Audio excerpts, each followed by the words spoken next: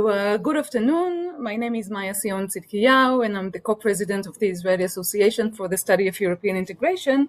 And as I said before, we begin our keynote lecture by Professor Daniela Schwarzer, who will talk about the implications of the German elections on the European Union and the European integration. I would like to present a few projects that the Israeli Association was doing together with the Friedrich Ebert Stiftung, and we have the representative Mr. Miki Drill here with us. Yes, so it's a good opportunity, I think, to introduce the projects that we made, and we made them actually thanks to the Corona period. We had some free budget to invest in something different than our usual activities when we moved to Zoom, and therefore we managed to do two things, and I would like to share them with you. So the first one, and not share from here, is a new website that the Israeli Association has. Just give me a moment because, yep. So this website came to the air just yesterday.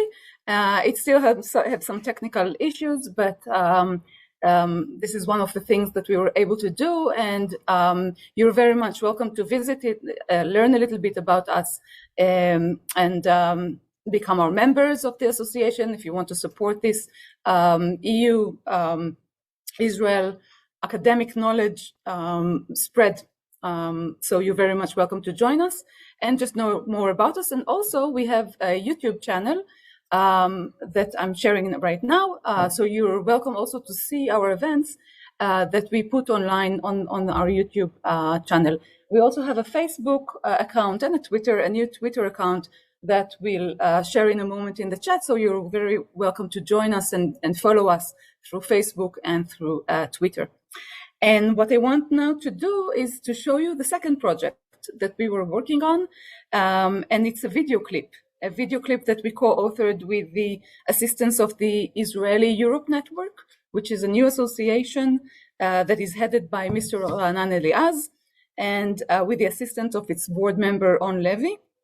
And the video clip actually wishes to target the young audience in Israel.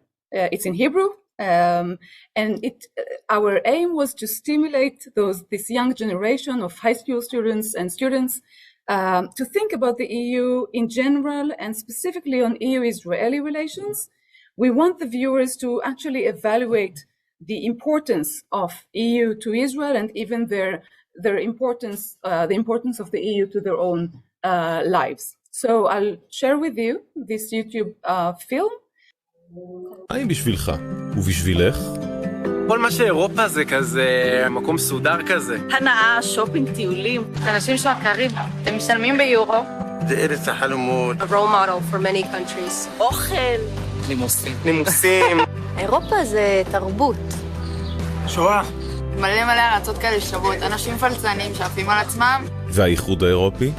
הבעיה הכי גדולה באירופה זה האיחוד האירופי.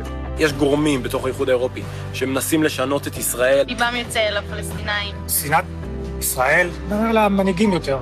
בסקר שנערך בשנת 2020, עולה שכמעט חצי מהציבור בישראל חושב שהאיחוד האירופי יריב לישראל. האם זה כך? לא בדיוק. אם יש יותר סחר עם ארצות הברית או אירופה?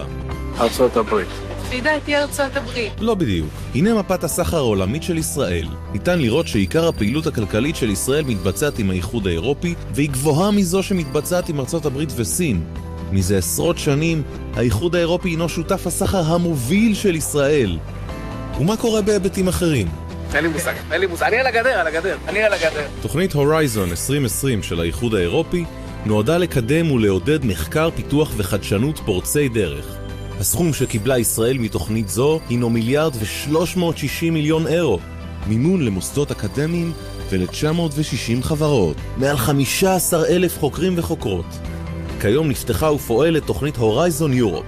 תקציבה עלה ל-95.5 מיליארד אירו, ומכאן שעלה היקף ההזדמנויות למיזמים ישראלים, חברות, סטארט-אפים, מוסדות אקדמיים ורשויות מקומיות. ישראל משתתפת בתוכניות אלו מאז 1996, וזהו מנוע צמיחה משמעותי לכלכלה שלנו. אירופה הפכה לאחד ממנועי הצמיחה של תעשיית המחקר והפיתוח בישראל. תוכנית ארסמוס פלוס. יותר מ-15,000 סטודנטים, סטודנטיות וסגל הוראה זכו למלגות ולמוביליות אקדמית. בנוסף למימון, התוכנית מעניקה אפשרויות לשיתוף פעולה עם מוסדות הוראה אירופיים מובילים. סטודנטים ישראלים יכולים כחלק מהתואר שלהם לעשות סמסטר או שניים באירופה. והמימון? מהאיחוד האירופי. ומה קורה בתחום התיירות? על הסכם שמיים פתוחים שמעתם? 5 שנים להסכם שמיים פתוחים העלו משמעותית את כמות הטיסות לישראל וממנה. 70% מהנוסעים טסים לאירופה. ההסכם עם האיחוד האירופי הוריד דרמטית את מחירי כרטיסי הטיסה. מאז ההסכם הוכפל מספר הנוסעים בין ישראל ובין האיחוד האירופי. כל זה לא היה קורה ללא האיחוד האירופי. האיחוד האירופי זה פרויקט מדהים, זה פרויקט של שלום בין מדינות שהיו קודם במלחמה. לאחרונה תשומת לב מיוחדת ניתנת לנושאי סביבה וקיימות. הטיפול באנרגיה, מים, אוויר והטיפול בפסולת. האיחוד האירופי מוביל את העולם בתחום הזה. יש למצוא דרכים לחזק את הקשרים ולמצוא את האינטרסים המשותפים, מבלי להחליש את עמדותינו הפוליטיות. רב המחבר על השונה. חיזוק הקשר עם האיחוד האירופי זהו יעד אסטרטגי מן המעלה הראשונה עבור ישראל. ואתם קדמו את החלומות והיעדים שלכם. מנפו את ההזדמנויות הרבות המחכות לכם ולכן בקשרים הטובים והמועילים בין ישראל והאיחוד האירופי.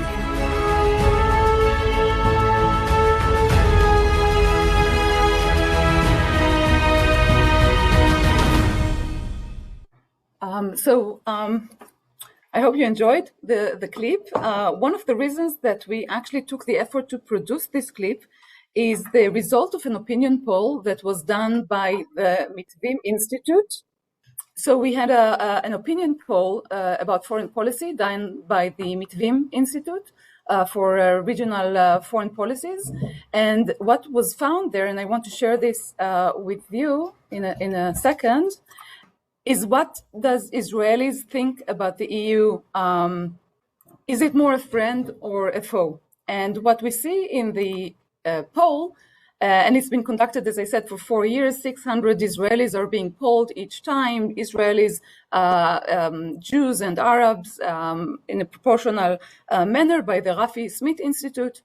And we see that the more Israelis, considerably more Israelis, sees the EU as an adversary. In Hebrew, the question is, do you see the האם האיחוד האירופי יותר יריב או ידיד? יריב ידיד, so it's more adversary than a foe, or is it an adversary or a friend?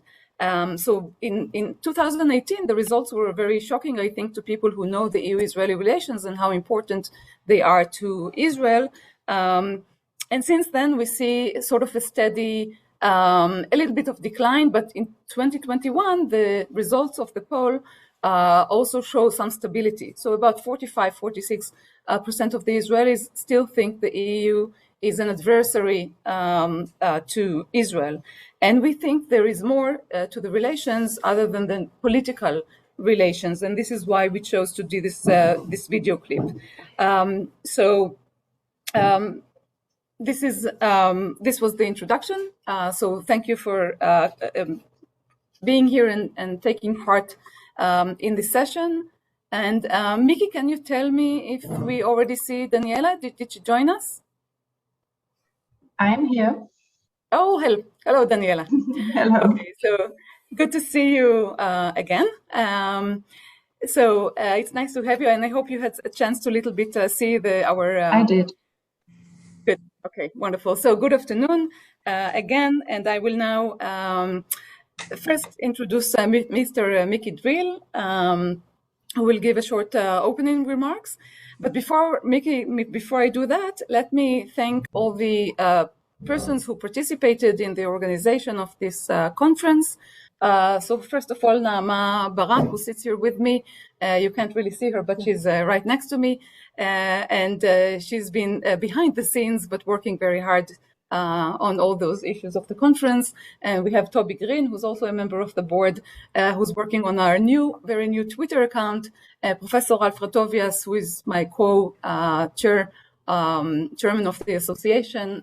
So he's working on our membership list, and there are a lot of people. And I want to thank also Elisheva Moati for preparing the invitation. And probably I forgot a few on my list, but I really want to thank everybody, the academic committee of the conference and the European Forum for hosting us.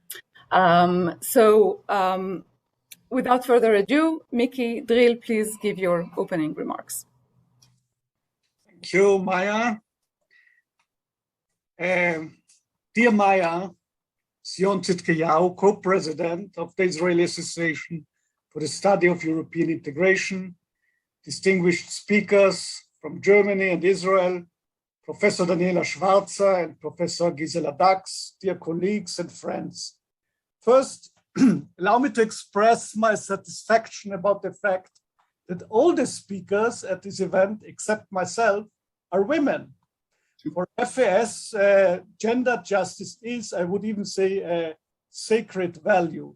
And we believe that at least a balanced gender participation in our own events should be something that goes without saying. Even better, a majority of female speakers like today. We are now in the 9th year of excellent cooperation with the Association for the Study of European Integration. So thank you, Maya, and also Alfred, for this great partnership among us. The aim of this series is to assist in promoting the understanding of European integration and Europe among academics, governmental officials, and the wider public in Israel. We hold events like this one at leading universities like the Hebrew University of Jerusalem and academic colleges in Israel, with the aim to bring distinguished lecturer guests from abroad and assemble discussions around the guests with leading Israeli lecturers and prominent figures specialized in European affairs. We do so because we want to facilitate exchanges of decision makers and experts, thus introducing each other's viewpoints into the public discourse.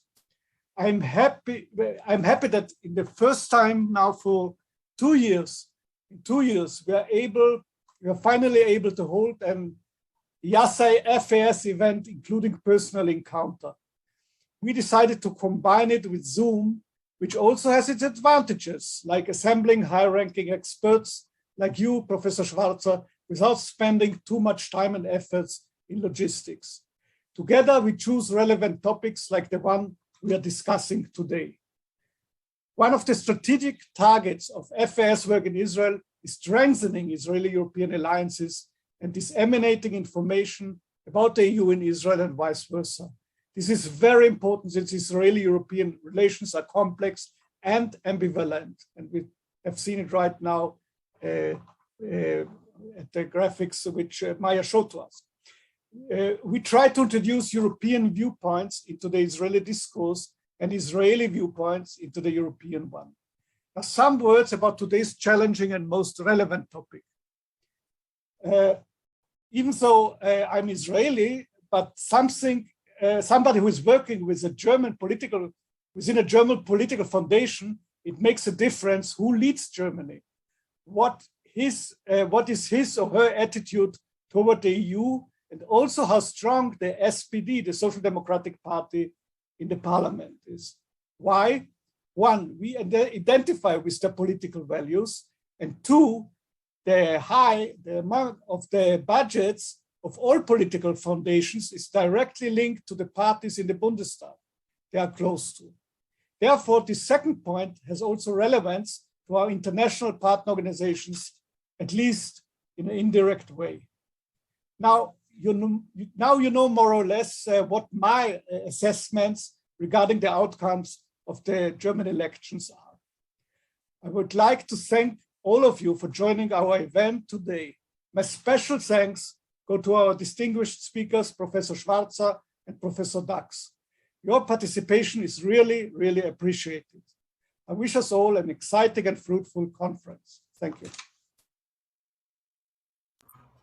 Thank you very much, Mickey. And I will now introduce Professor Daniela Schwarzer, and later I will introduce Professor Gisela Dax, and we can begin. So Professor Daniela Schwarzer is the Open Society Foundation's Executive Director for Europe and Eurasia. Schwarzer is a renowned expert in European affairs and international relations. Since 2016, she has served as director and CEO of the German Council of Foreign Relations, where she has steered the organization's strategic repositioning and modernization, and has advised the EU Commission and national governments on European affairs. She is senior fellow at the Harvard Kennedy School, Belfer Center, and was also a member of the executive team of the German Marshall Fund of the United States, where she served as the senior director of research, as well as heading the Berlin office and European program from 2013 to 2016. Professor Schwarzer also spent 8 years at the German Institute for International and Security Affairs, where she led the European Integration Department from 2008 until 2013. And Professor Schwarzer, on behalf of the European Association for the Study of European Integration, the Friedrich Ebert Stiftung, and the European Forum in which we are sitting, we are very much pleased that you could join us and have your keynote talk. So please, the Zoom screen is yours, and may I join Mickey also for enjoying this feminine panel. Thank you so much, Maya. Thank you so much, Maya. Thank you, Mickey, for your kind introductions. And also let me congratulate you precisely on the female panel, which you have put together, and the fact that you balance entirely. I myself resist panels where I'm only a female moderator with male speakers, but actual parity is a far higher ambition, and I congratulate you on that very much, Mickey. So thank you for having me for this talk. And the 25 minutes which you have allowed me to speak, I will firstly look at Germany, where it is today after the elections, and then I will look at the challenges the European Union is facing, and hope to draw both together in a way in the end that we can start a discussion whether you would agree or not, and we can go in more depth into some of the issues I will raise.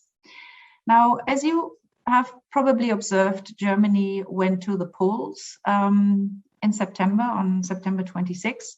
So actually not a long time ago.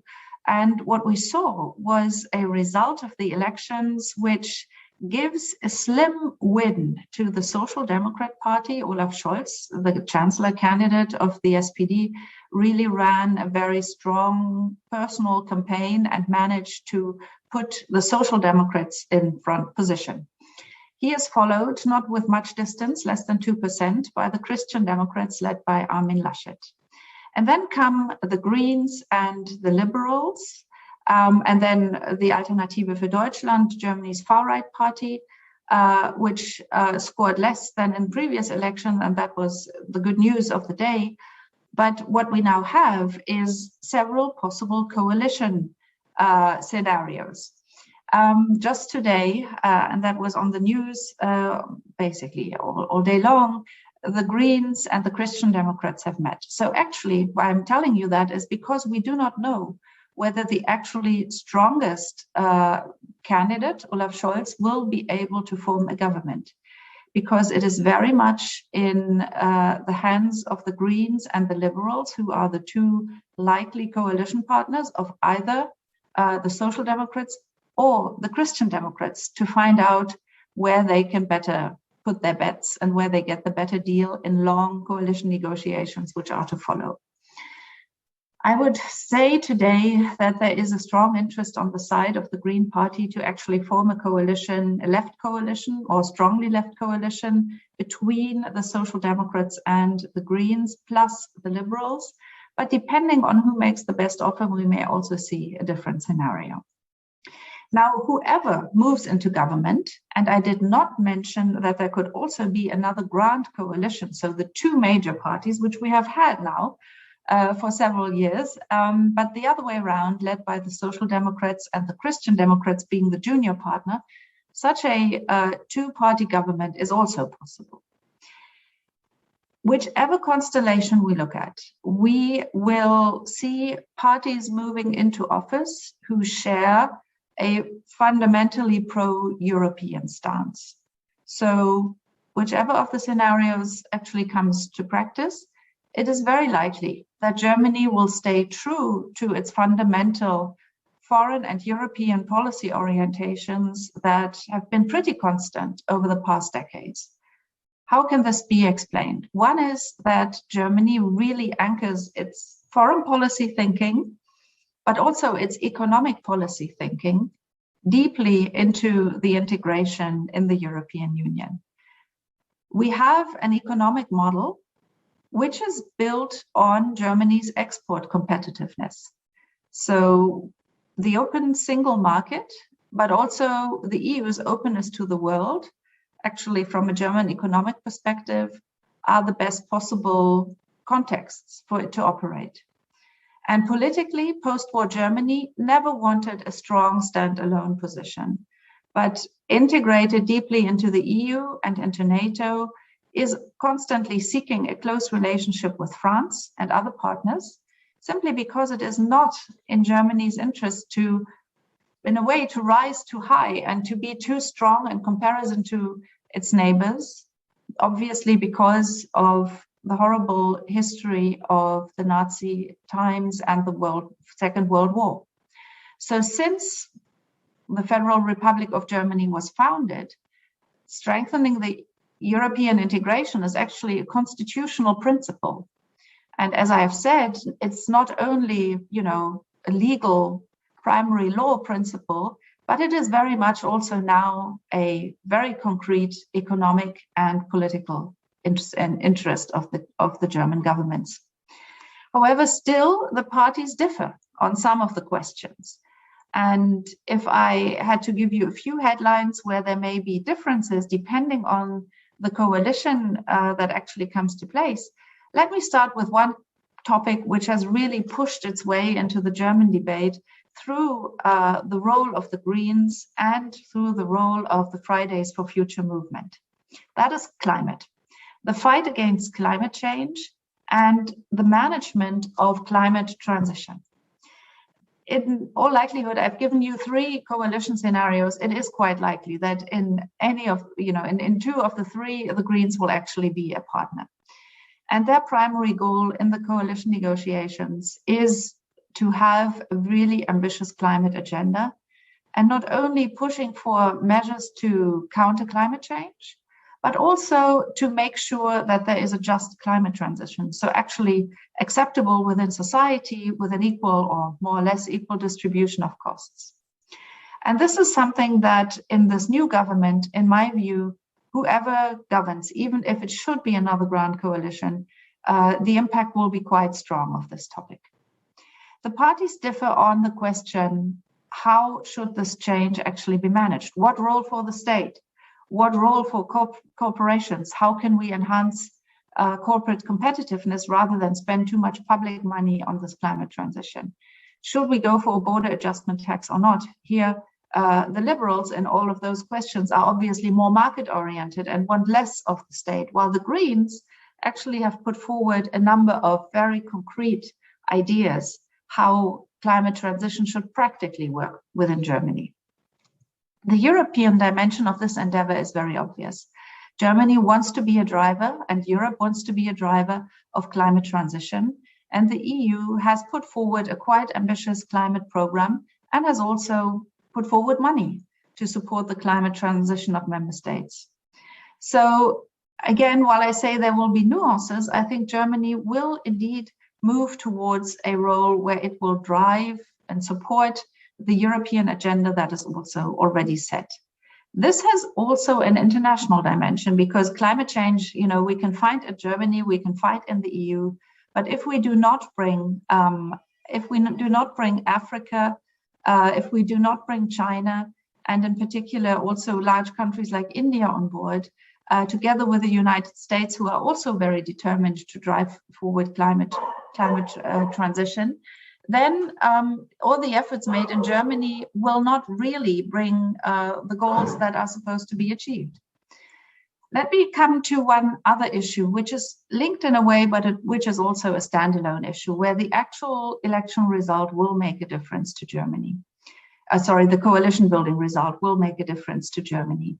And that is the question of what should the EU look like from a financial perspective, from a budgetary perspective. Do we need to spend more money together in the European Union, or should we rather not spend that much money on a European scale?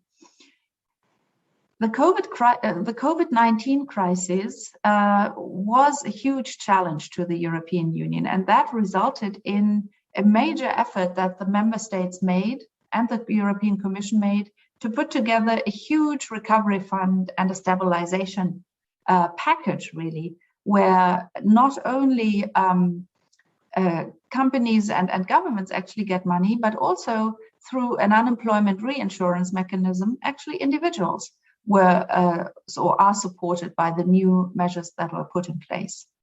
If I look at the panorama of German positions in the electoral campaign, it becomes clear that there are some who very clearly emphasize this is a one-off measure, we shouldn't do more of that.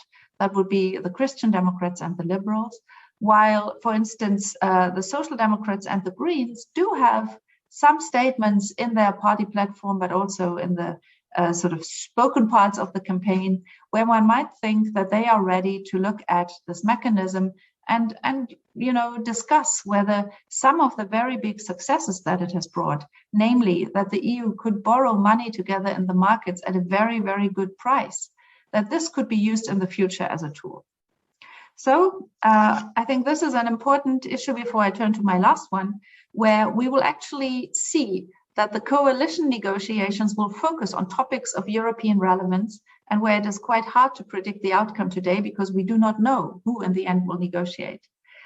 The last point I would like to mention with regards to the German electoral campaign and where there may be slight differences is the question of Europe as an actor in the field of security and defense.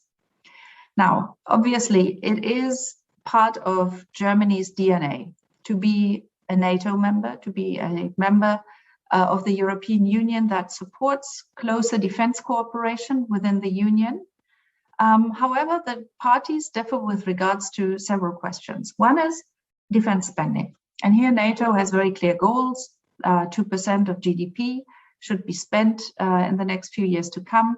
Germany has been on a track which today puts it in a situation that 1.8% of GDP are spent on defense. It's not where we should be, but we will, in my view, continuously work our way there.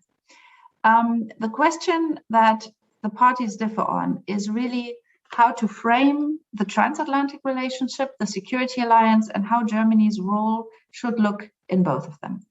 There are differences, for instance, with the Social Democrats criticizing the idea or the concept of nuclear sharing, while the Christian Democrats very strongly stick to that.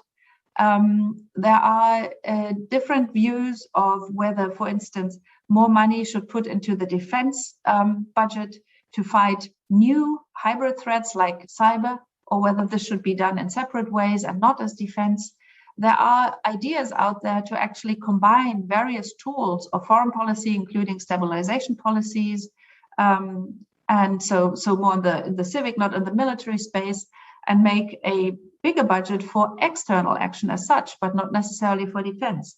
So I think those discussions will be quite interesting when we move ahead. I mentioned the relationship with the United States. Of course, the issue that Germany will be pressured on is China. And that is already the case by the Biden administration, as it was before with the Trump administration, although the tone has, of course, considerably changed with Joe Biden in a much better way. But Germany will have to take a position whether it pursues its cautiously balanced China policy, where the criticism, for instance, of human rights abuses and the recognition of a systemic rivalry with China, which takes very concrete forms, for instance, in our neighborhood, whether this tone will be strengthened and Germany will be more ready to use the tools it has along with the EU, for instance, trade, to push China to move towards policies that would more correspond to the normative values based of both Germany and the European Union and the United States. I do not think that the next government will face a real debate on decoupling, as it was pushed by Trump, who seemingly pushed forward the idea to really disentangle economically, financially from China. I personally do not believe that this will be in the US interest to even push it that far. And I also do not think that any new German government would really go into that direction. But, and that is an important point, the risk assessment of what China represents has really changed, also accelerated through the COVID-19 crisis. So one of the questions will be whether the European Union will be able to protect its interests vis-a-vis China in a better way.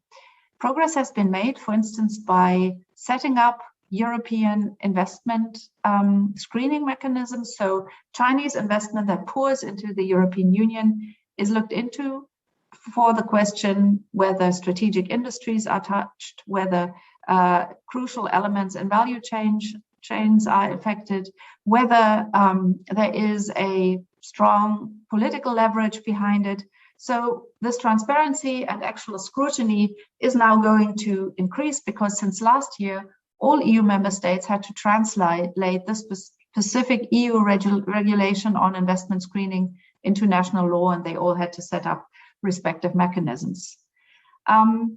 So I believe that the China issue will be extremely high on the new German government's agenda. On the defensive side, which I have mentioned, but also with regards to the question, how do we work not only with the US, but also with partners, in particular in the Indo-Pacific, on a joint strategy vis-a-vis China. Now, I have already moved in the last few minutes from the electoral outcome and the possible repercussions for German EU policy to the major challenges the EU is facing. And let me move to my last part, which will be the closing, and then open obviously for debate on all of those issues, the big challenges the European Union will be facing. Now, economic recovery and a kind of balanced economic recovery remains a huge challenge for the EU after COVID, but also because we are in a double transition, the climate transition I mentioned. In addition to that, the technological transition and the digitization agenda, which has to be put forward. Europe is not a leader in that domain. We look towards the US, we look towards China, we look towards Israel, where some technologies are really much advanced with regards to European competitors. And so Europe has a catch-up process to fulfill. And the big question for the EU is whether it will manage to better coordinate or even unify many national strategies which have already been put in place. If you look at it from a national perspective with relatively important amounts of money, but if you compare it then with China or the US, you will realize this is too small and too scattered. So the question really is, will there be a more ambitious European tech strategy, and which will be the investments and areas chosen that will help Europe to catch up? With that question goes obviously the second aspect, and that is partnerships and cooperation. Again, Israel comes into the play, but also other countries that may be less often mentioned, Japan, Taiwan, others, which can serve as partners for technology development. And I see here that the issue of systemic competition is really changing the way governments, but also corporate actors look at this particular aspect.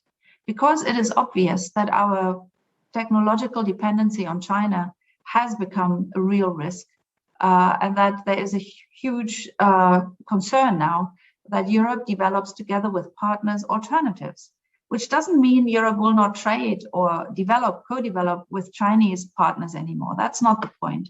But the question is, do we have the necessary resilience within our systems that make us independent if we have to be? And the answer from today's perspective is clearly not yet. Then I've spoken about the internal cohesion, the external competitiveness. Security is a big concern for Europe. We have more and more crises in our immediate neighborhood, and more of them are actually managed by regional actors, which is not the EU. If you look at the way Russia, Turkey, and others have spread their influence and their actual intervention in the Middle East, from a European perspective where stability is really the prime goal, This is tricky because what Europe doesn't want to do is come in as a stabilizing actor under conditions that it fundamentally doesn't accept. Yet this is the reality in some places already. So this whole issue of its own foreign security and defense policy, the management of crises and conflicts around us in our neighborhood, and the very often resulting immigration pressures that the European Union will feel more of in the coming years. These are important issues on the European agenda, and Germany will be a key player in bringing those forward. Final remark on the calendar. We may have a government if coalition negotiations now, if they decide whom they want to primarily negotiate with, the Greens and the Liberals, and they opt for one party and it works, then we may have a government before Christmas, quite easily. If this goes wrong, and there are two consecutive rounds of full coalition negotiations until you notice with whom you can actually really work, then we are in for a time where we may be waiting for longer, for the government for longer. This doesn't work well for the European Union because France is going to take over the EU presidency on January 1st and is doing this in its own electoral year. So there are French presidential elections in April and May and parliamentary elections in June. In that context, heading a presidency is very, very complicated, which is why the bulk of work of France's EU presidency will have to be done in the first 3 months, January, February, and March. And if at that point, the new German government isn't in full swing, those are not the best conditions to put bigger projects on track. But I expect, as France and Germany are very close partners and work very closely together all the time, that they will actually continue doing so during the process of government formation, and that any new incoming government will have done a basic job of establishing ties with France again.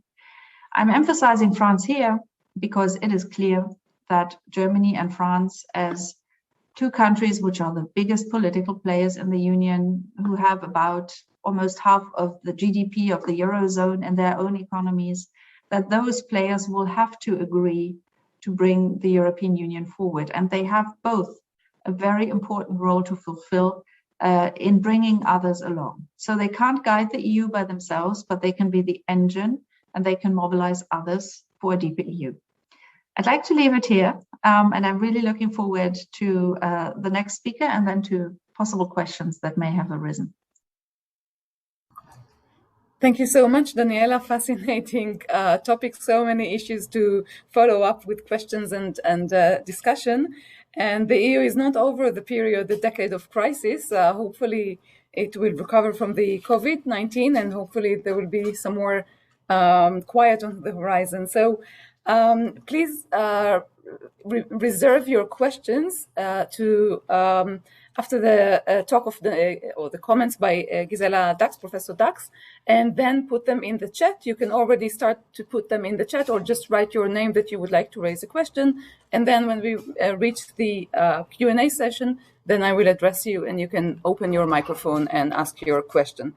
So I will present now Professor Gisela Dax, who is a journalist, an author and professor here at the European Forum at the DAAD Center for German Studies at the Hebrew University in Jerusalem. She holds a PhD from Tel Aviv University. Initially, Gisela had studied literature and philosophy at the Sorbonne in Paris and started her professional career at the French daily newspaper Libération. And then she moved to work with a newspaper, with the prestigious German weekly Die Zeit in Hamburg, where she worked as a political reporter. And further on, she became the correspondent of Die Zeit here in Jerusalem, for which she worked then exclusively for more than 20 years. She has lately also been writing on the Swiss weekly newspaper, the NZZ. I'm not sure that I'm pronouncing it right. NZZ am Sonntag, and the Hauptstadtbrief in Berlin. Sorry, my German is not that great. And among her research interests are German-French relations, and she very recently returned from Germany from, I think, a week or 10 days election tour around Germany. So I'm sure she has also interesting comments to add. Gisela, please, the Zoom screen is yours. Thank you very much, Maya. Thank you very much, Professor Schwarzer, for this tour d'horizon, which included many, many things, and I think they're very important. Maya, as you speak about this election observer tour, in fact, this is part of what Germans know how to do very well. It was an international expert tour talking about all the involved issues of the election, which is part of this German soft power, but we increasingly speak really of hard power and where Germany stands there. What was really striking during the election campaign is how almost the foreign policy in Europe was almost non-existent, even compared to the standards where one can say domestic issues usually in the elections are dominant and not foreign policy doesn't really make a big difference. But it was still striking compared, for example, to the last elections where Schulz from the European Union also was running. So no talk about that. One could argue, and that's an interesting thing, by the way, that young people in Germany who voted in a big chunk for the Green Party and the Liberal Party, that they might have internalized Europe on the one hand already very much. The Erasmus generation, that they might not really think this is very much needed. But as Professor Schwarzer has pointed out, lots of the issues like climate change, for example, for that this European unity is needed in order to get things, to move things forward. Germany cannot do this on its own. Most likely we'll have really 3 parties in the next government. Also a big coalition is not completely excluded. It's not very likely, which means we have definitely a weaker German chancellor, whoever it will be, because more coalition partners means also you have to make more compromises, also when it comes to Europe. And then you could also say, as Merkel leaves the scene, Germany on the one hand might not be fundamentally different from before. I also here would agree that there are differences between the parties, but as a whole, it will remain pro-European, and none of the parties who will form the next coalition would have a different agenda, even though there are small differences. But Merkel, on the other hand, was a very strong figure in Europe, and she was also holding somehow the EU together with her skills. She divided them also, as we know, the refugee crisis, the financial crisis, north, south, east, west, but she was holding it together. So the question is, and France was mentioned here, whether Macron will step into this place to be not the first lady of Europe, but the first gentleman of Europe. But the question is whether Macron can be this cohesive force. He tries, and the timetable had been mentioned. This is really everything very tight. Macron also did win the last elections by being very pro-European. So he wants to repeat that, but for that he needs Germany. So the agenda was mentioned, France takes over in January the EU presidencies. Let's hope that Germany until then has a government. But there is also a difference, and then we have the elections in France in April and May. But there is also a more disruptive way of advancing things than also a German style in general. And this is not only a question of Merkel's personality, also of German institutionalized way of thinking, much slower in that form. So France pushes for more autonomy. In fact, this was something that also Merkel, in this famous statement when she was in a clash with Donald Trump, saying Europe has to take its destinies in its own hands. So it's out there in the air. Europe has to be more powerful, also in terms of defense and autonomy. Macron is pushing for the EU to take over regional military duties from NATO. So Scholz, the German social democratic candidate for chancellor, he would be fine with it, probably also Laschet. In one of the rare mentioning of foreign policy during the Triel, that's where this televised debate between the three candidates, Scholz said that in 2050, there will be a common army in Europe. But this is really far away. He might be very old by then if this goes there. He also said that the Bundeswehr, which was badly equipped, got stronger under his watch as a finance minister. And he also sees German soldiers more active in NATO and EU. But still, I mean, we cannot touch on all the issues, but Afghanistan was really a wake-up call to be also more independent from the US without stopping the good ties. I mean, don't know, it was the first time that NATO's Article 5, committing all members to defend one another, was invoked. So there was a strong European participation in Afghanistan, German soldiers there, also economically. But this was what Laschet said, what he would like is that Europe would become so strong that they would be able also to withdraw from Afghanistan without the help of the US, as they didn't manage this time. So one could argue that Europe might be heading for a period of prolonged uncertainty after Merkel leaves the stage. She was this consensus builder. This is a famous word now, dissent management. We have it in Israel here and also in Germany, talks about how to get a more diverse government together. Who will be able to do this? And I think one other more point that was touched, I think it's the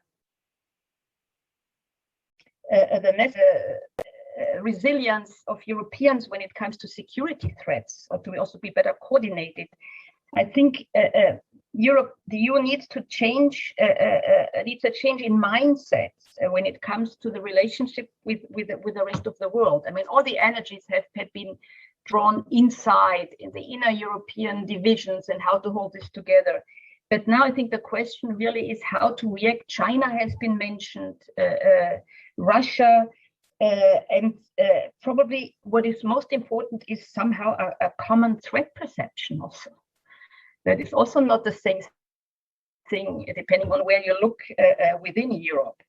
And maybe also a question that I would rather ask here, whether you need to alter European spending rules in getting agreements from countries to spend more on matters such as defense and climate issues, whether this could be simply done or there needs to be a change of framework, regulations, and so on. Altogether, the Corona recovery program has been mentioned. This was some success that Macron could be very proud of, that he managed to get the stingy 4 countries in Europe, and mainly Merkel, to agree to this program. He wants another one to get this through. Recovery is important in Europe after this, hopefully the pandemic times are over, which would position him, if he wins also again elections, this is quite likely right now in France, and to become a stronger figure in Europe with a German partner. Also, an interesting twist will be, as the FDP will be definitely part of the next government with both coalitions. In fiscal questions, the Liberal Party might be quite a headache for France. Also, otherwise, his part, the FDP, is very close to Macron's Rassemblement National party. Not the Rassemblement National, the Mouvement En Marche. They belong to the same faction in the European Parliament. So, and Macron really needs a reform when it comes to criteria of European depth and so on. So here it would be interesting to watch what the new actors, in that case, the German FDP, would bring into this package in the European concept. Nuclear policy and the Green Party in Germany is very different there also from France, might play a role future-wise. Otherwise, I think it's, I would just wrap this up to, again, I think that I would mainly argue for an intense discussion, in fact, about criteria of common sense of threats and what is needed, and on the regulations, what means spending in defense and security policy. Thank you very much, Gisela. And we now open the floor for questions. So if you're here at the room sitting, you can either open through your own computer or come to this computer and ask from here. Or as Georgia Gomel was doing from the chat, you can just even just write your name that you have a question, and I will give you the Zoom screen, and you can open your microphone and ask the questions. And there were so many issues that Daniela and Gisela that you raised. Really, we can ask a lot of questions. Maybe I'll take a little bit of the advantage of the floor being the chair. And first, I have a clarification question, Daniela, or Gisela. I mean, I think Germany has not known any government that had 3 political parties within it. Am I correct?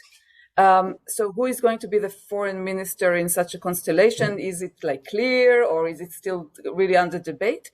That's the first question, because usually we had the chancellor coming from the major party, and the second smaller party had the foreign minister. So what's going to happen now? And that obviously has a major effect on Israel, but also on Europe.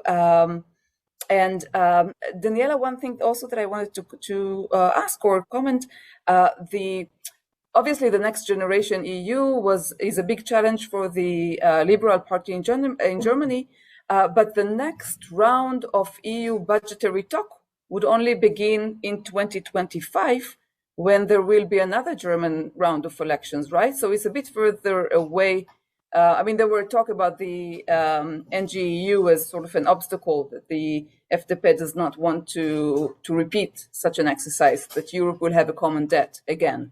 So if you have any thoughts about also this sort of schedule. And Giorgio, please, can you open your microphone and ask your question? Mrs.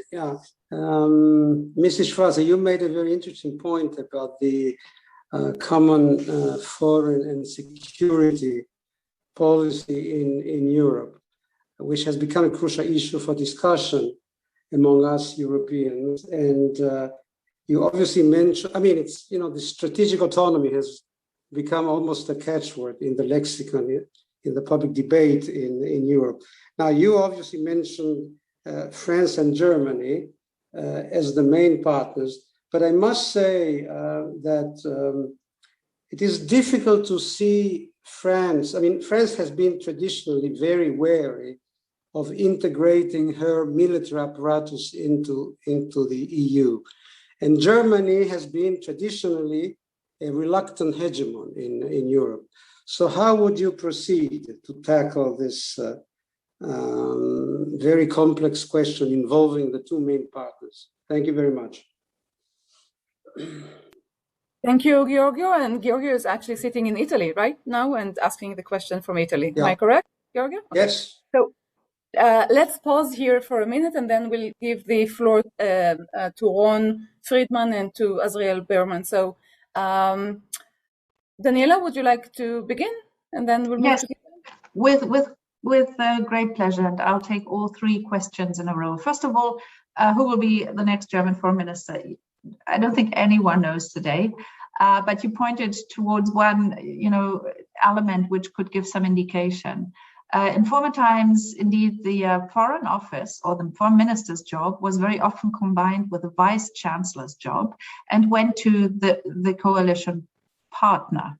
And now we have several, though we have one who is the bigger one than the other one. And in the case of a red Green Liberal or CDU Green Liberal coalition, the Greens would have the Vice Chancellor job. However, would this necessarily be connected to the Foreign Ministry? No. We have seen over the past 4 years the Vice Chancellor sitting in the Finance Ministry, which is, I would say, one of the most important jobs in government. However, given the agenda, which is very much a transition agenda that reaches deep into our economic policy and our economic model, it's not excluded that the Vice Chancellor job actually is not in the Finance Ministry, but in a maybe newly shaped ministry. So it is completely open, as it is open who will at all be in the coalition. I just gave you now a few observation points. As soon as you know who the three will be, you can then observe maybe with more tools at hand. The second question, why does it at all matter that the Liberals don't like the Next Generation EU fund because things are there in place for a number of years?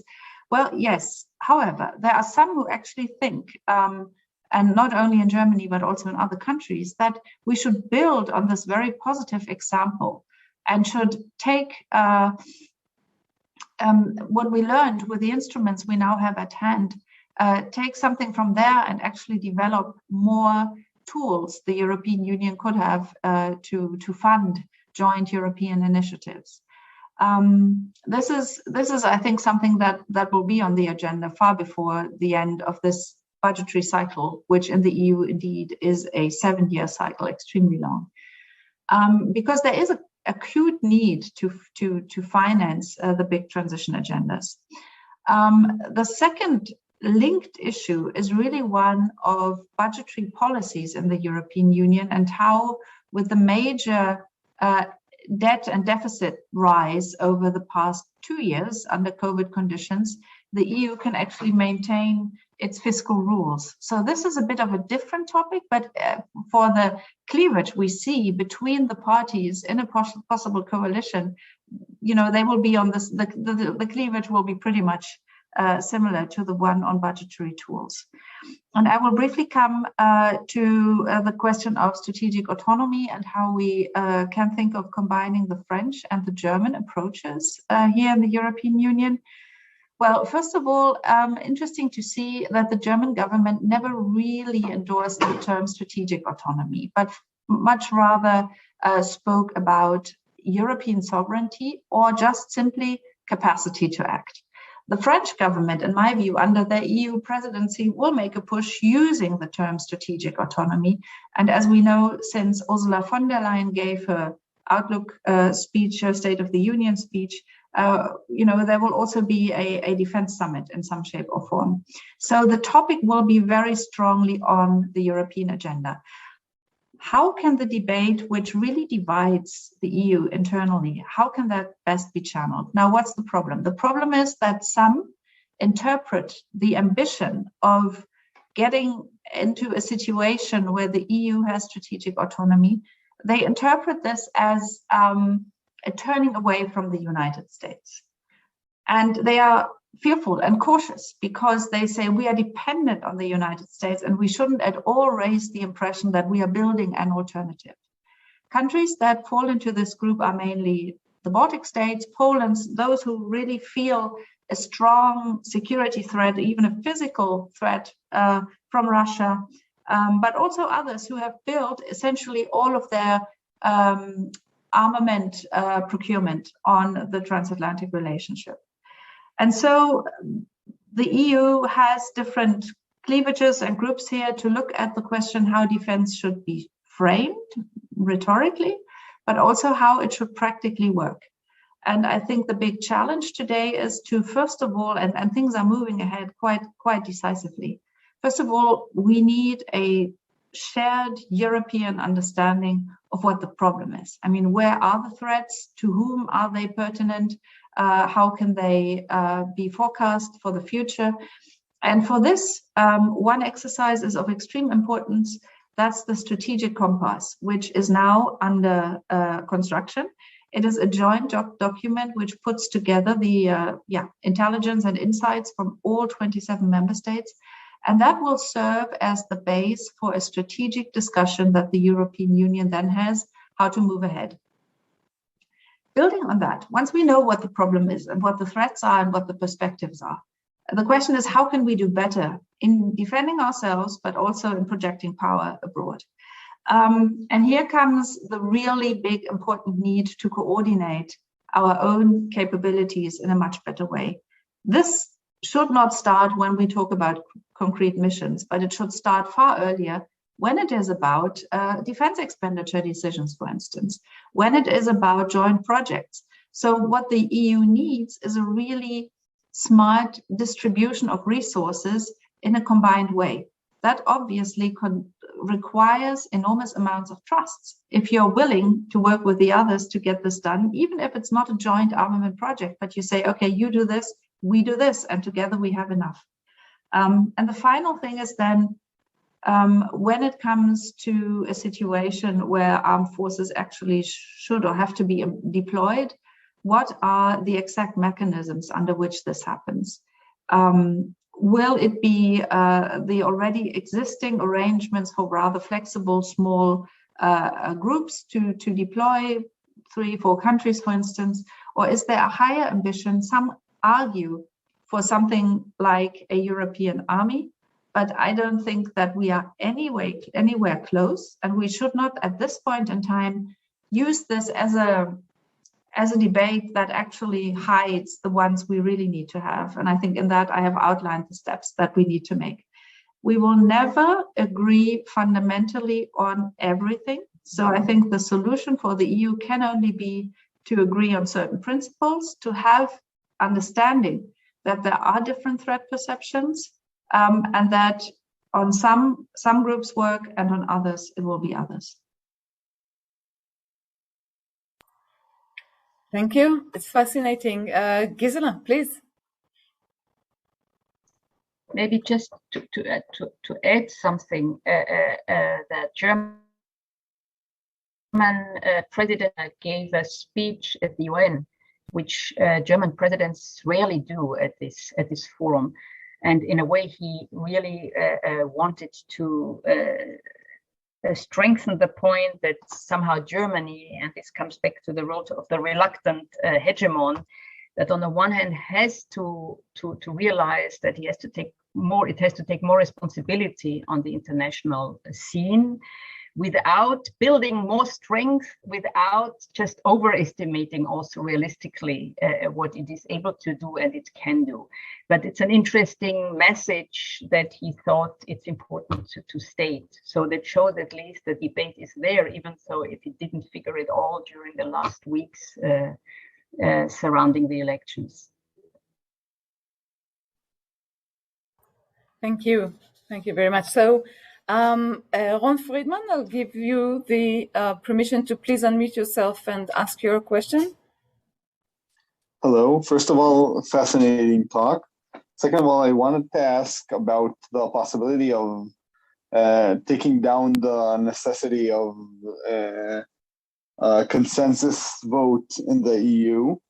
After both candidates talked about the possibility of them reducing the required amount of votes to be just a plain majority or a special majority in their campaign speeches. Do you think that it's something that is possible? Do you think that it's something that they will really work towards, or is it just something that they said in their speeches to gain construction? Okay, thank you, Ron. And another question by Azriel Berman, please. Can you unmute yourself? Yes, I wanted to ask about one of the, from my perspective, I thought one of the few disappointments with Merkel was the Nord Stream agreement with Russia, Nord Stream 2, and the upset this caused in say among countries like the Baltic states, Czech Republic and countries like that, and this may be seen as simply looking after your own interests and totally abandoning other countries for commercial gain, etc. And the question is this a pattern that is likely to continue? How would a new a big change in the coalition government affect this? I mean, I personally doubt that there would be a significant change on policy towards Russia, but I was just wondering whether how things could be in the future, and also what this tells us about Germany altogether in foreign policy, whether that's maybe the reluctance to deal with countries such as Russia, which causes mischief. And so I'd be interested to hear from both Gisela and also from Daniela as well. Thank you. Okay, thank you, Azrael. And let's move on the opposite direction. Gisela, would you like to take the first? Maybe on Nord Stream, yeah, definitely. This is an important issue. And in an interesting way, the only party who had a stance on this issue was the Green Party. They asked for Nord Stream being stopped, but this is a request that is very unlikely to be followed through. This will be definitely in the talk something that where the Green will have to abandon.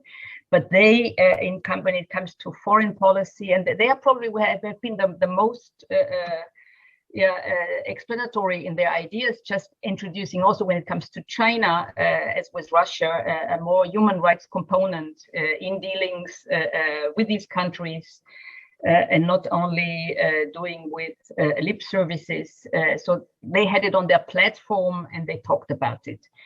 All the other parties, this was not an issue at all, which means Nord Stream will definitely be implemented. I don't think there will be any change on that. Thank you. And Daniela?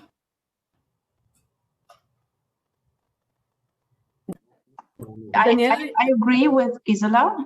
It is almost built, and I don't think that the Greens will be able to stop it. However, the emphasis of the new government will be, because the pressure of the US is also very high and from our neighbors, to make sure that the agreements that are currently under negotiation for gas transit deals with Ukraine are respected, and that the geopolitical price of Nord Stream, which is really there, it's in my view one of the biggest geopolitical mistakes of the Merkel government, that this is managed in some ways, and that obviously mostly concerns the eastern neighbors of the European Union. But what the next government will be facing in any case, Nord Stream or not, is of course the Russia challenge, because we at the moment have a situation where still, since the annexation of Crimea, which challenged the European security order by the violent move of national borders, we at the moment, we do not have a joint understanding with Russia as Europeans, what kind of security order we are actually going to develop to make sure that stability on our continent is guaranteed. Also, Russia intervenes heavily in the European Union and in its neighboring states.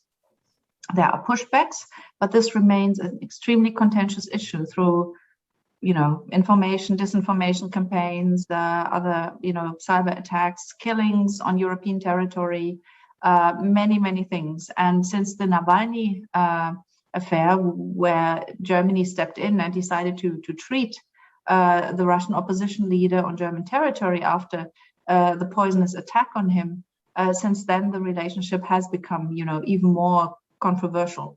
So I think, as I said, Nord Stream is a mistake. It will still be put to work.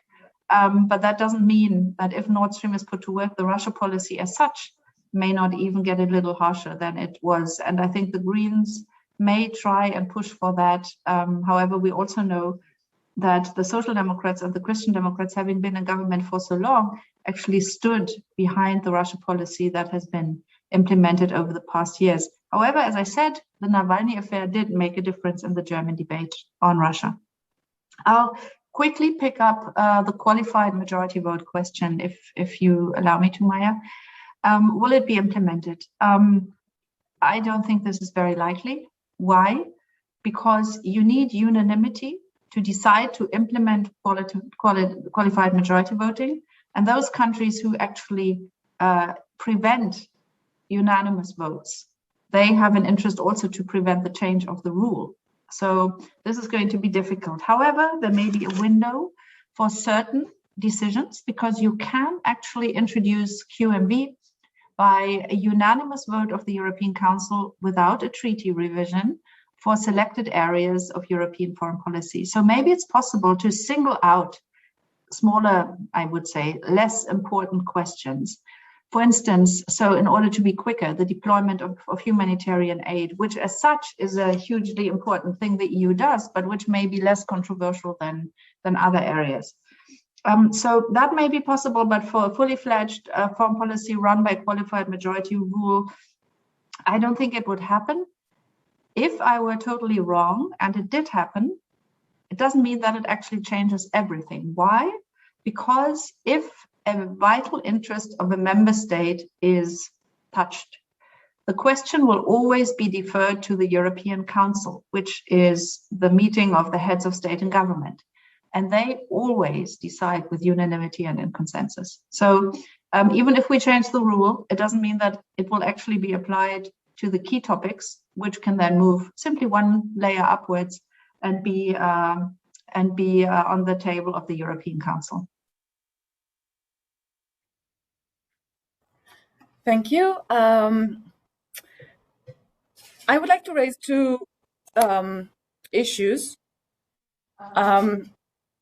First, Gisela mentioned that the elections campaign, did not deal with the European Union.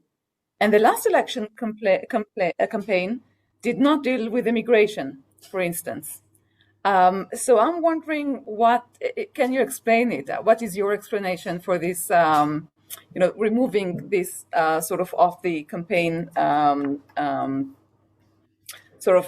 of the day? And the second thing is, again, regarding common foreign and security policy, in this balance between values or normative power and conditionality vis-a-vis the necessity to maintain stability in the region, both to the east and to the south. And we see very clearly that this equilibrium actually tilts to stability rather than to values. But because the EU doesn't have a lot of tools at its hand to actually use, other than maybe the trade ones, it's possible also that the EU would be left with no stability and no values. So, if you have any thoughts on those issues, so please, who would like to go first?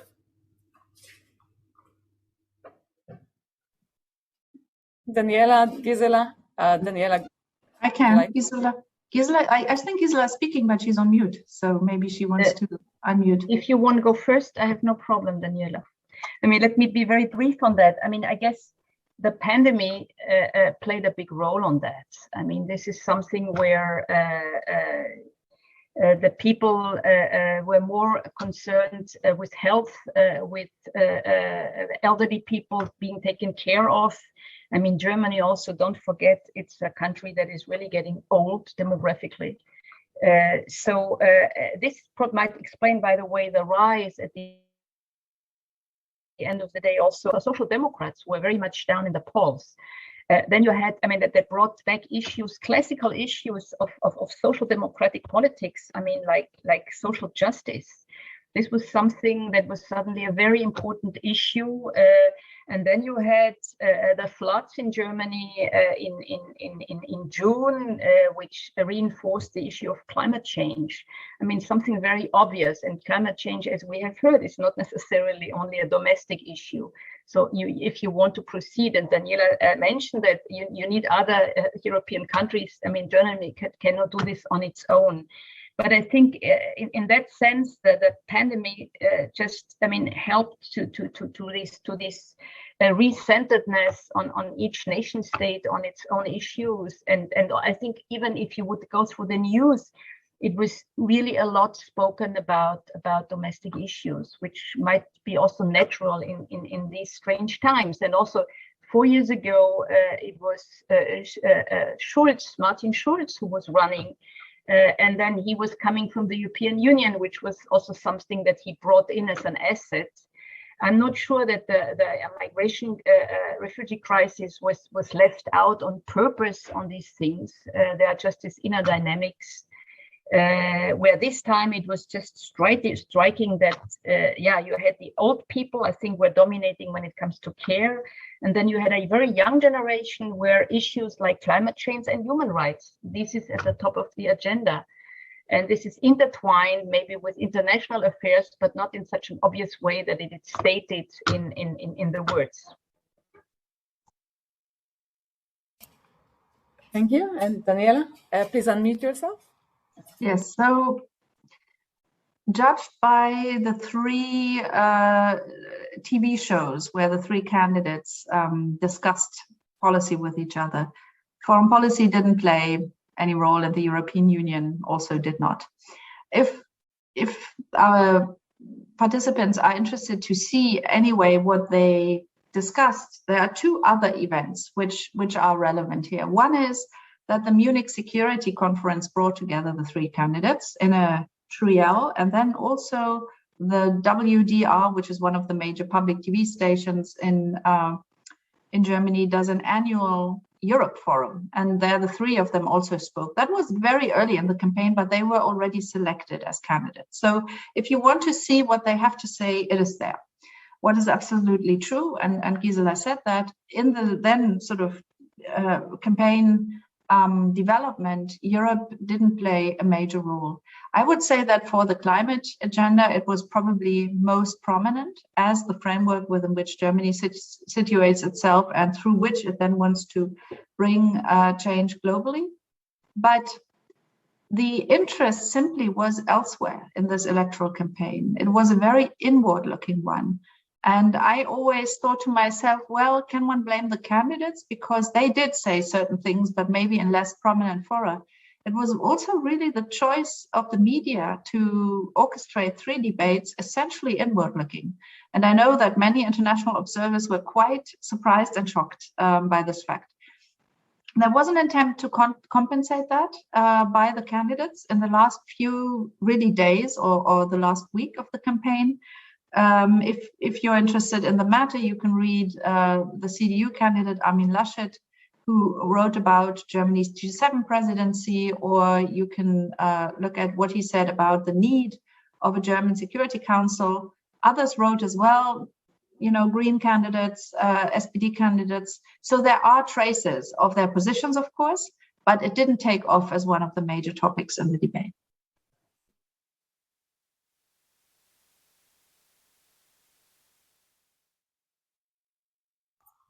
Thank you. And as we are an Israeli association for the study of European integration, but nevertheless an Israeli one, I think it would be good also to think a little bit about these elections and their possible effect on Germany-Israel relations. Here in Israel, at least, I think, and Gisela, you would be much better a specialist to talk about that than me, but it seems that, you know, whoever is the chancellor, whether from the SPD or from the CDU, Israel is sort of in good hands. Obviously, the SPD has more critical opinions about Israel. The Greens are new. In our perspective, I don't see any big changes. But when it comes to Israel-EU relations, Germany was trying to help Israel reconvening the Association Council. And let's say that France is on the other side and we're still waiting for the French to come along. So I'm not sure if you see anything on that Germany maybe can help Israel on the Israel-EU relations, or if you can talk about the different points of opinion, if there are big differences regarding the Israeli-Palestinian conflict or normalization process that Israel has been going through the last year. We just celebrated the anniversary of the first normalization agreements. And is there any perspective in Germany or a view in Germany that this normalization process can actually be a sort of a game changer, perhaps, with regards to the Palestinians? So what is the German take on those issues? You want Gisela? So yeah, okay. Yeah. Very early on, there was a kind of a comparison between the three candidates when it comes to Israeli politics and how they would relate to German-Israeli relations. And the result was, well, that they were pretty much outdoing each other by trying to say how much everything would remain the same and being continuing this strong German-Israeli relations. That's one thing. But I would say if we have again, depending on the coalition that we'll have at the end of the day, Laschet and Scholz both are the same generation of Angela Merkel. I think there also Scholz himself, from what we know about him, Laschet as well. I mean, even more so, I would say that would more or less remain the same. But if we talk about the Social Democratic Party, Scholz, and this is, by the way, part of the whole discussions, how much he has his party behind him in terms of content. And there are many issues where he has a strong left-wing basis in his party with different ideas on many issues. So, and also in the Green Party, where, for example, the subject of there should be more a clearer, tight control on arm exportation, where there might be different opinions how to deal also with Israel, also not necessarily in the open light. But there might be rather behind the scenes more discontent or more discussions about how to handle this. On the other hand, as we do have in Israel right now a new government, there is also this, I think, this understanding, and this is, by the way, an interesting. I mentioned this before.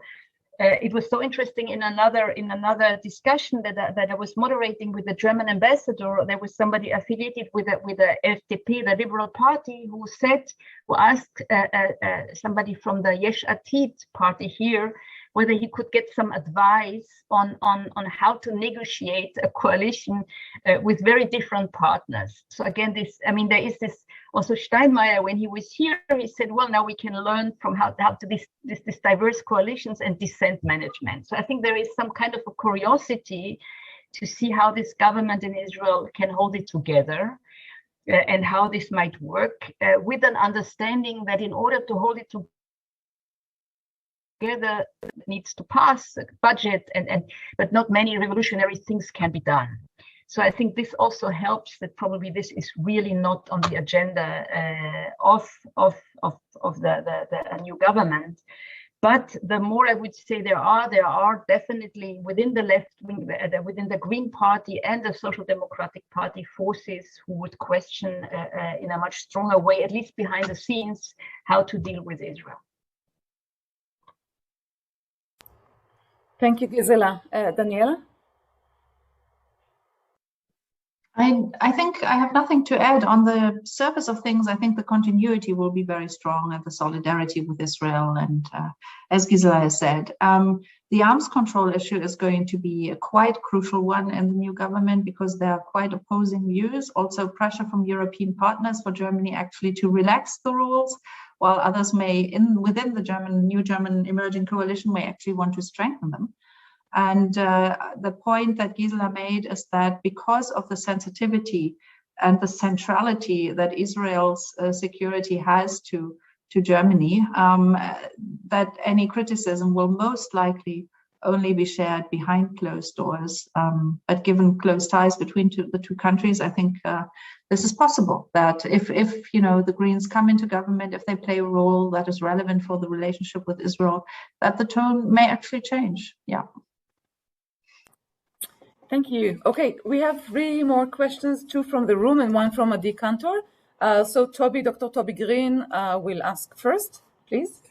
Thanks, Maya, and thanks, Daniela and Gisela, for this great presentation. We've heard a lot about policy, but of course, personality also goes a long way. It seems that obviously, whatever coalition is formed, we're going to see one of the most experienced and dominant leaders in the history of the European Union, in Angela Merkel, replaced with a new chancellor, most likely, it seems, Olaf Scholz. So what can you tell us about him as an individual? What can you tell us about his personality? What kind of person is he? And we know a lot about Macron and his vision for Europe. But what kind of vision for Europe does Olaf Scholz have? And what can we expect from his own leadership and also his vision for Europe as an individual? Thank you. And we have Susie Cohen-Weitz with us also. So I'm just turning my computer and you can hear her. I just have a a different question. Was the issue of anti-Semitism an issue that was brought up in the election campaigns? I know that Zentralrat President Josef Schuster complained that it wasn't mentioned, wasn't discussed enough. Germany has 27 anti-Semitism commissars, and it's a big issue, and everyone is speaking out a lot about it. It's now also the anniversary of this year of the Jews of 1,700 years of Jewish community in Germany. So it's all the time a big issue. Was it an issue in the election campaigns of the different parties, and what did the different parties basically say about what is their stance to anti-Semitism? Thank you. And it is Dr. Susie Cohen-Weiss. And to Adi Kantor, please, from the INSS. Yes, thank you very much. Thank you, Gisela and Daniela. Really interesting lectures. I'm in continuation to what Susie mentioned. I'm wondering what your views are with regards to the future of the alternative for Germany. We remember the big surprise that we witnessed in 2017 with 12.6, I think they received last time. Their supporters, a few of them have left this time, and they are now on, last time I checked it was 10%.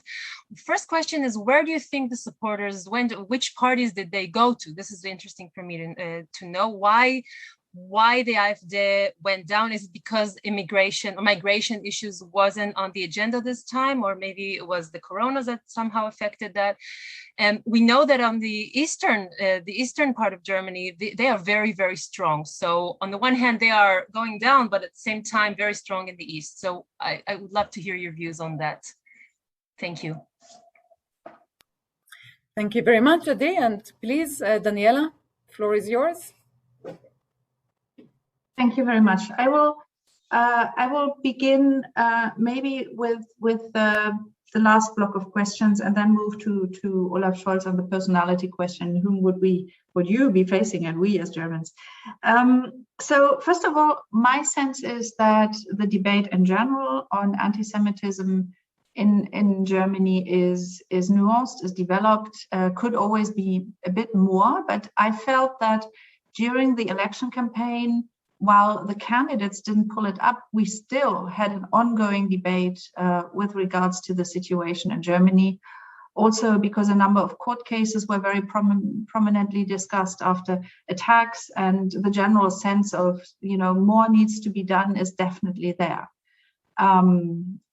However, I think the criticism is right that you cited, that in the campaigns, if I have to really think back, because I focused more on foreign policy, so maybe Gisela has other observations, but it didn't strike me as a prominent issue. So I guess the criticism here is right.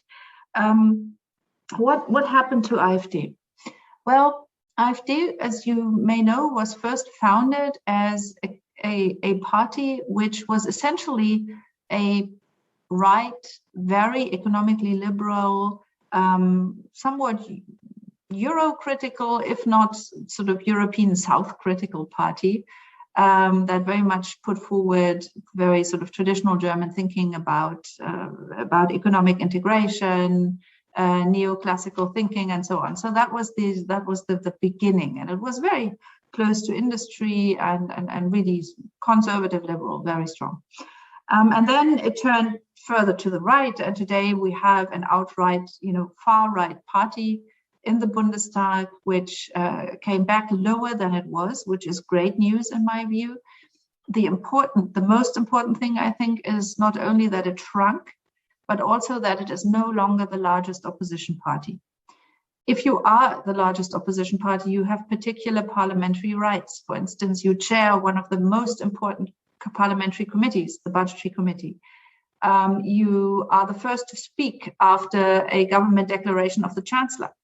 So it's really not unimportant that AfD loses this platform, at least in part, because it, of course, is still in parliament, but no longer in this very, very prominent position as opposition leader. Where did its voters go? I think there are some who left because of that radicalization of the party. The party is under observation of our intelligence services because of the violation of German basic rules when it comes to racism, anti-Semitism, and so on and so on. So this is important. This puts off voters because essentially, I think Germany's past is still very present. And there are political taboos in our country, I say luckily, which may not be that developed in other European countries. And there is a lot of caution to really look very closely. If a party looks like far right leaning and you get the impression it is actually moving towards anti-Semitism or other developments of that kind, then voters go away. I, at the moment, do not have the numbers under my eyes where the voters actually moved. But yeah, I don't know whether Gisela has them, but I think it would be interesting indeed to look that up. But I think a number of voters moved towards the moderate parties for the reasons I just gave you.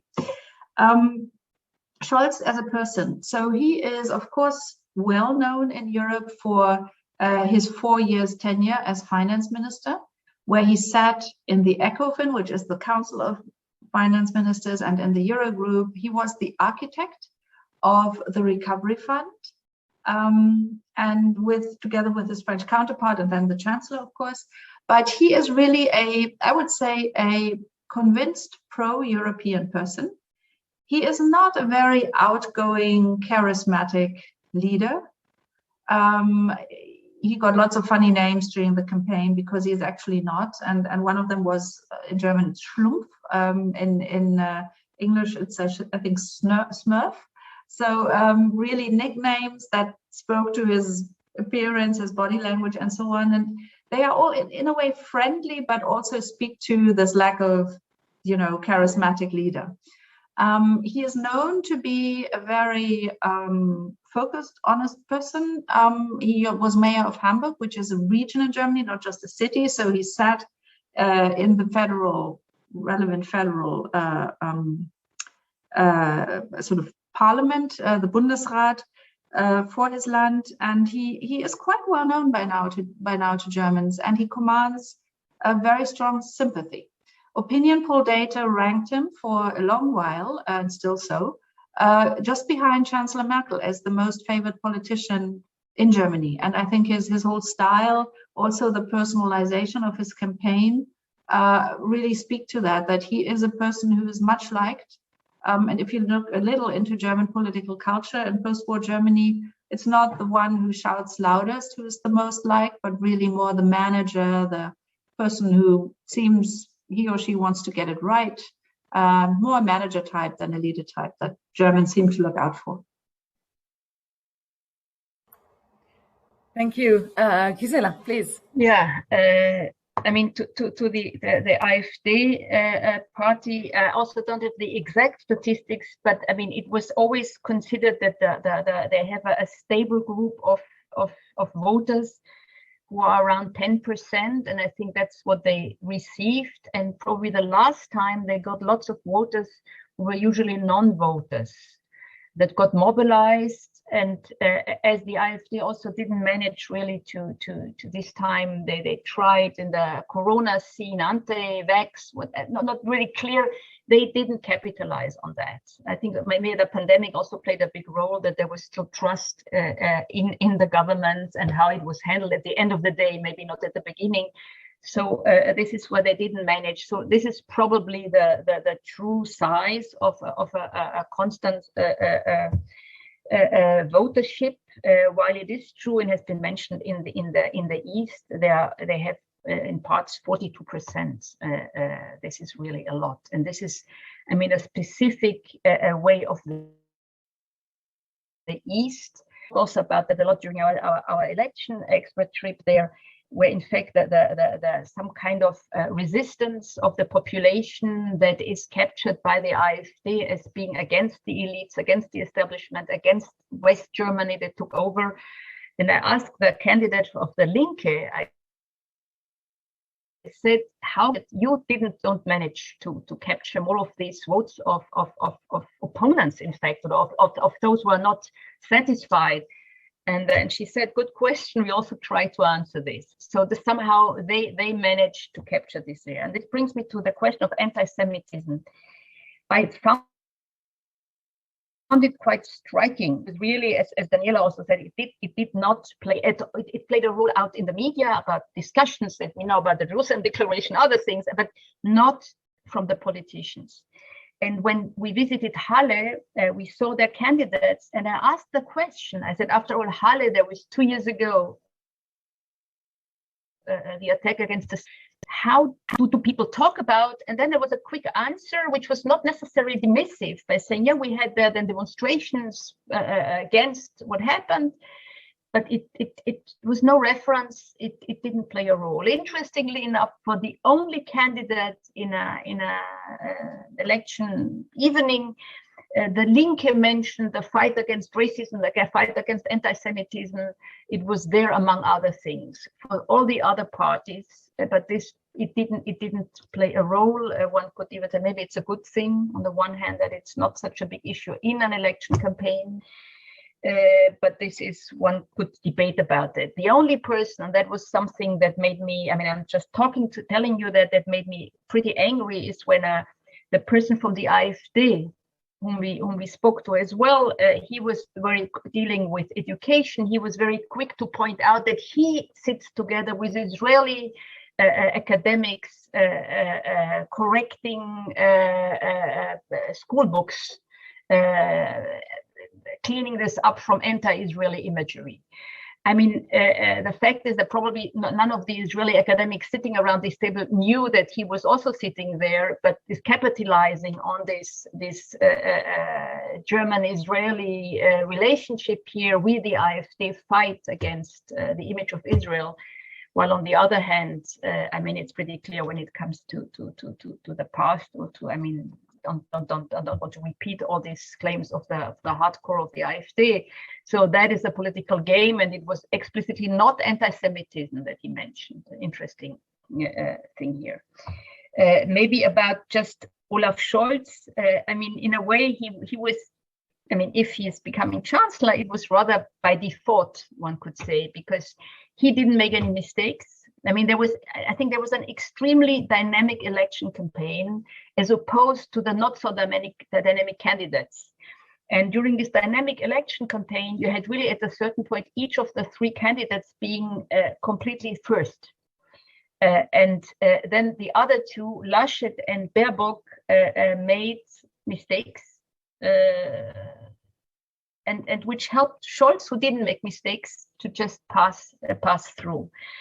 I think I would say he managed to pass himself best as the next Merkel. I mean, he was even doing, you know, this rhombus sign where everyone was joking, the Merkel symbol that he kind of adopted for himself. He capitalized on that he was vice chancellor under Merkel, that he was finance minister. I mean, in that sense, he can capitalize on being continuity much more. And I think this was maybe in the German elections the most interesting twist. On the one hand, people know that change is needed, climate change, just for one thing, that it's really about time. 16 years of Merkel, she stepped down, so change is there. But on the other hand, they don't want too much change. So it's really this thing in between. Also, maybe climate change could be done without suffering too much, or without paying such a high price. So I think it's really in this ambivalent attitude, and maybe on that, Scholz has captured this best with his person. And yeah, I mean, lots of jokes were made. Daniela just mentioned it. Schlumpf is Trumpf. You know, the Smurf is the Trump card. I think this was very funny because they put his picture next to this headline where he really looks like a Smurf. Otherwise, he used to be also not only finance minister, he was the mayor of Hamburg, coming from, by the way, as Merkel was born in Hamburg, from this northern Protestant city. From a time also as the mayor of Hamburg, he knew Emmanuel Macron. had contacts then to François Hollande, where Macron also was around. So there are also connections to France. But for the rest, well, one has to see how he will lead his way through. If, I mean, this is also still open, if he manages to form a coalition. So thank you very much. I think it was a very wide and deep discussion. We covered so many topics and so many issues. If you want a last concluding remark, or if you have a topic that you think we didn't touch upon, so that's your option. But if not, then otherwise, I will thank you very much for this discussion. It was enlightening, and there was definitely quite a few new points that I take with me. For me, it is the last event of the association in which I'm the co-president. So soon, in 20 minutes, 15 minutes, we'll have the association assembly of the members of the association, and we're going to elect a new board and a new presidency, co-presidency. So it was a great pleasure to host this event and hear your take and your opinions. And last, but certainly not least, I would very much like to thank Mr. Mickey Drill for this past 5 years of really good and successful and friendly cooperation. So the Friedrich Ebert Stiftung was really beneficial to the association in all our activities and seminars and conferences. And also to Paul Pasch, the manager of the Friedrich Ebert Stiftung. So I thank you all for coming and for taking place. It was a pleasure. And I hope to see you soon. Thank you very much. Bye-bye. Thank you. Goodbye. Bye-bye.